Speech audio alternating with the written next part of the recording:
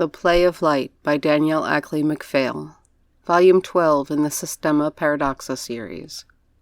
Just before 7 a.m., Sheridan Cascaden stood on the curb, staring at the blue ranch-style farmhouse she had grown up in. The structure seemed more worn and faded, but otherwise unchanged.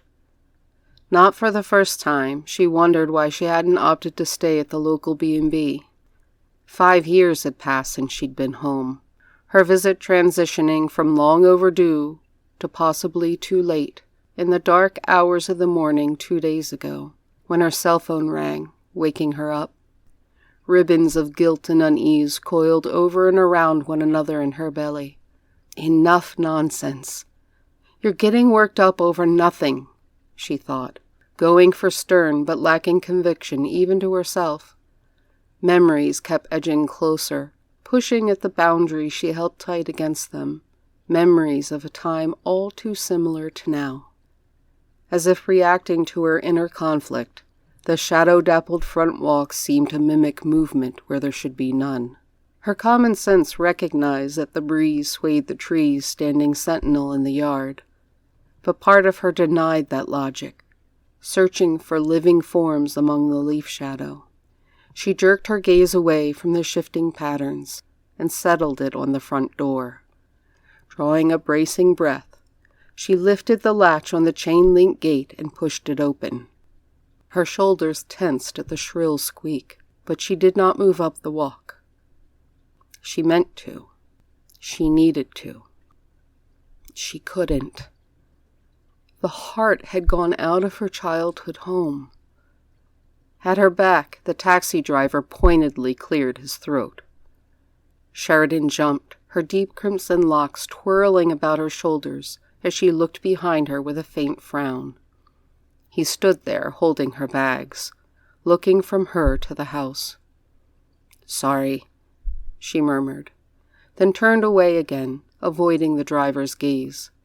She took an automatic step forward but had to force the rest before he decided he'd waited long enough and set her bags down at the gate. The shadows seemed to reach for her as she passed. Ignoring them, she slid her hand into her front pocket, drawing out the keyring it had taken her the past 2 days to find. It held only one key, and still she fumbled as she tried to slide it into the lock.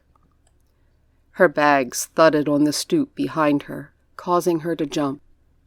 She sighed, part in relief, part in resignation, her shoulders hitching as the driver's steps faded back down the walk.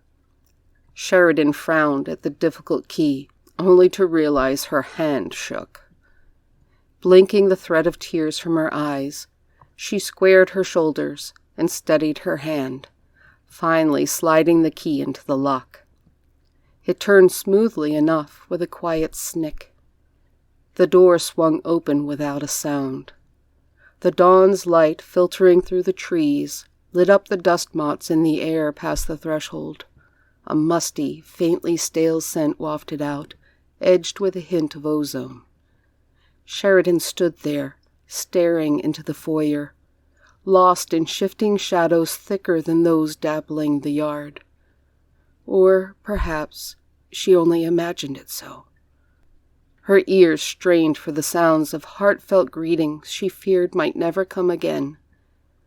Not wanting to draw the neighbors' attention any more than she already had, she pivoted and took up her bags, wrestling them into the house, expecting, as always, to hear her father fussing at her to leave them for him, but hearing only silence.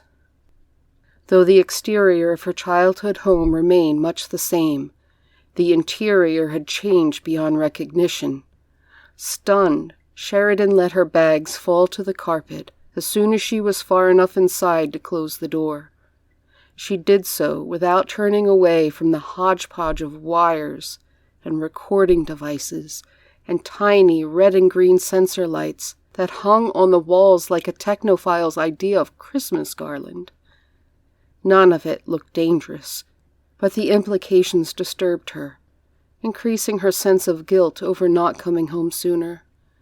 "Oh, Papa," she said aloud, her head slowly shaking from side to side. What were you thinking?"